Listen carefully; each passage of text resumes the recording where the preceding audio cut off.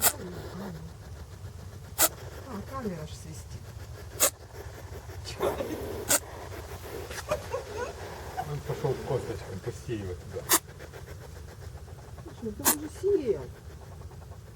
Коля, он уже почти все съел, там где ты насмотрел. Ничего он там не съел. Как это не съел? Съел.